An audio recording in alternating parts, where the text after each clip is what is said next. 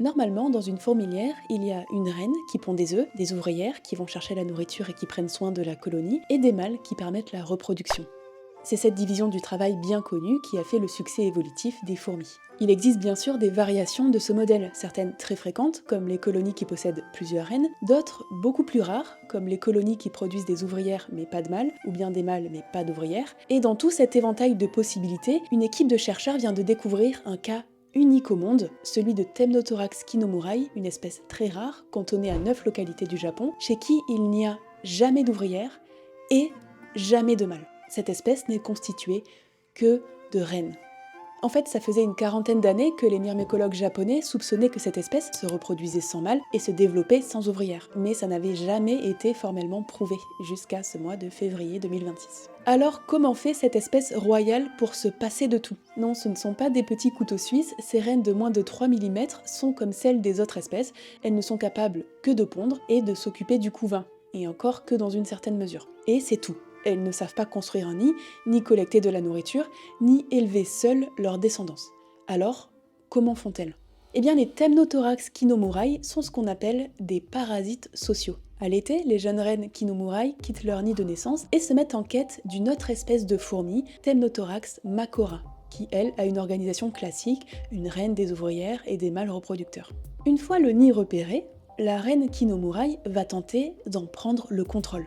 Elle rentre dans le nid et passe à l'offensive. Certaines ouvrières l'ignorent, mais d'autres l'attaquent, alors la reine kinomurai riposte en leur infligeant des piqûres venimeuses. Une fois que les ouvrières les plus agressives sont mises hors d'état de nuire, la reine kinomurai cherche la reine makora et s'ensuit un duel à mort. Si la reine kinomurai arrive à tuer son adversaire, elle prendra la tête de cette colonie. Elle se mettra à pondre ses propres œufs et se fera aider des ouvrières restantes pour élever sa descendance. Le plan est terriblement efficace, mais il est très risqué.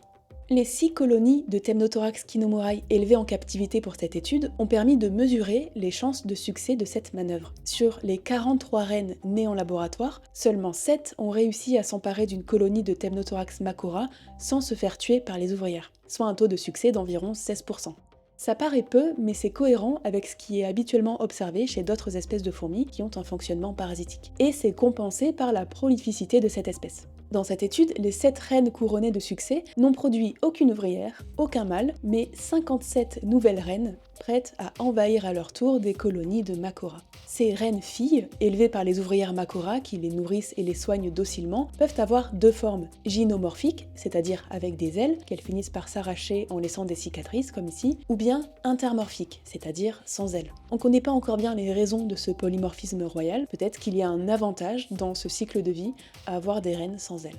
En prenant le contrôle d'une autre fourmilière pour en exploiter les ouvrières, les reines Temnothorax kinomurai s'épargnent la charge de produire et de faire grandir leurs propres ouvrières et peuvent exploiter directement une force de travail prête à l'emploi. C'est une sorte de prise d'otage dans laquelle les victimes sont forcées de se mettre au service d'une nouvelle reine et de son couvain, qu'elles nourrissent et soignent toute leur vie, sans aucun bénéfice pour leur propre espèce qui ne peut désormais plus se reproduire puisque la reine macora a été éliminée. Bon, ça c'est pour la partie survie de l'espèce. Mais alors pour la partie reproduction. Aucun mâle n'a jamais été observé dans cette espèce. Les chercheurs sont même allés jusqu'à faire un examen rapproché des pièces génitales pour vérifier que certaines de ces reines n'étaient pas en fait des mâles avec une morphologie de femelles. Et la réponse est non, ce sont bien toutes des femelles, toutes des reines. Alors, comment font ces reines pour se reproduire sans mâle? Pendant que je réorganise mes feuilles et mes stylos, j'en profite pour remercier les tipeuses et tipeuses de cette chaîne qui ont choisi le sujet d'aujourd'hui, mais aussi les personnes de plus en plus nombreuses qui rejoignent cette chaîne YouTube directement. Que ce soit via YouTube ou Tipeee, vos dons sont ma principale source de revenus, alors merci beaucoup de m'aider à continuer. Revenons à la reproduction de nos Temnothorax kinomurai. En disséquant les ovaires des reines kinomurai, les chercheurs se sont aperçus que leur spermathèque, c'est-à-dire les organes qui leur servent habituellement de banque de spermatozoïdes pour féconder leurs œufs, étaient rudimentaires et systématiquement vides. Aucun spermatozoïde n'a jamais été trouvé dans les spermathèques de cette espèce, ce qui veut dire que les reines kinomurai ne produisent que des œufs non fécondés qui donnent des reines. Et là, normalement, même si vous vous y connaissez un peu en fourmis, vous devez lever un sourcil. Pour rappel, dans un mode de reproduction classique, sexué avec fécondation, le noyau de l'ovule maternel, qui contient la moitié de son patrimoine génétique, fusionne avec le noyau d'un spermatozoïde, qui contient lui-même une moitié de matériel génétique paternel. Et ça donne un embryon diploïde, c'est-à-dire qui contient 2 jeux de chromosomes. Sans fécondation, l'ovule maternel reste haploïde, c'est-à-dire qu'il ne contient qu'un seul jeu de chromosomes maternels. Cette haploïdie, c'est pas tellement un problème en soi parce que, contrairement aux mammifères, chez les insectes, les œufs haploïdes non fécondés peuvent quand même être viables et donner des descendants. Sauf que si vous avez vu cette vidéo, vous vous souvenez peut-être que chez les fourmis, les œufs qui ne sont pas fécondés donnent toujours des mâles, pas des femelles. La non-fécondation, c'est le mécanisme de production des mâles. C'est en choisissant de féconder ses œufs ou pas grâce à la spermathèque que la reine décide si elle produit des mâles ou des femelles. Chez les fourmis, c'est pas la nature, mais le nombre des chromosomes qui dicte le sexe. C'est vraiment juste un fonctionnement différent chez elles. Si un ovocyte a 2 jeux de chromosomes, il donne une femelle, et s'il n'a qu'un seul jeu de chromosomes, il donne un mâle. Ça marche tout le temps comme ça chez les fourmis, sauf ici, puisque les Temnothorax kinomurae pondent des œufs non fécondés qui donnent des reines, donc des femelles.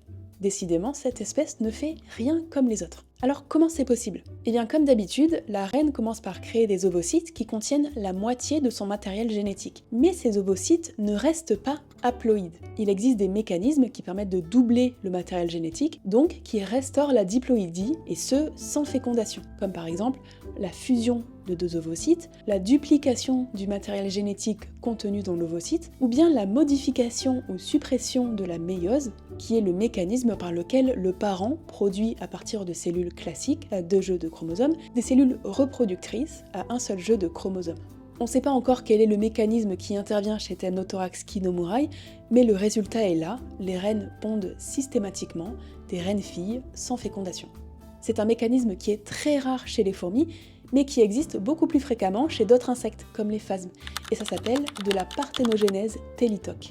Voilà pour les mots compliqués, désolé, il y en a beaucoup. Bon, du coup, avec la combinaison unique de ces 2 mécanismes, le parasitisme sans ouvrière et la parthénogenèse télitoque, cette espèce a un peu hacké le système. Pas besoin de faire des ouvrières, parce qu'elles volent celles des voisines, et pas besoin de faire des mâles, parce qu'elles se reproduisent toutes seules. Donc, pour prospérer, elles ont juste besoin de s'accaparer une colonie de Temnothorax macora qui, elle, joue à la régulière. C'est à la fois terrible et à la fois adorable parce que les Temnothorax font des toutes petites colonies et elles peuvent s'installer dans des coquilles de noix. Donc, on dirait pas du tout une prise d'otage. Les chercheurs se sont demandé si Kinomurae était dérivée de Macora et si elle avait juste évolué pour pouvoir se passer des ouvrières et des mâles. Eh bien, non. Les recherches phylogéniques préliminaires indiquent en fait que Kinomurae est assez éloignée de Macora, mais par contre, elle est proche de l'espèce Temnothorax bicara, une fourmi esclavagiste encore plus rare et moins étudiée, qui met elle aussi à son service les ouvrières d'une autre Temnothorax, Temnothorax pinosior. Ce qui nous apprend 2 choses. Premièrement, que ces 2-là ont peut-être un ancêtre commun esclavagiste, et deuxièmement, qu'il y a l'air d'avoir 2 teams dans le genre Temnothorax, les réglos et les truandes. Voilà pour cette nouvelle actu, je vous remercie du fond du cœur de l'avoir regardé jusque-là, et je vous dis à bientôt. Bisous!